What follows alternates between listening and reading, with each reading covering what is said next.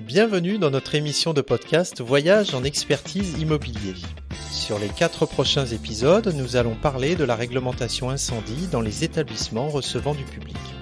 Et pour commencer, quels sont les principes essentiels de la sécurité incendie dans votre établissement ? L'incendie dans les établissements recevant du public, on l'a rarement vécu et ce n'est pas le fruit d'un heureux hasard.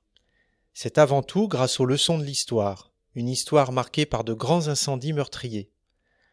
Alors, depuis plusieurs décennies, on cherche à les éviter en mettant en place des règles strictes. Ces règles n'ont rien d'arbitraire, elles sont d'abord nées de l'expérience. Ainsi, tous les établissements recevant du public, ou des travailleurs, mais aussi les habitations, doivent préserver la sécurité des personnes au regard du risque incendie.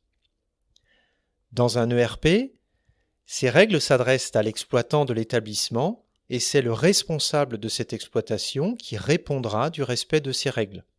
Pour cela, il faudra mettre en place les contrats des vérifications et des maintenances obligatoires, ainsi que former le personnel.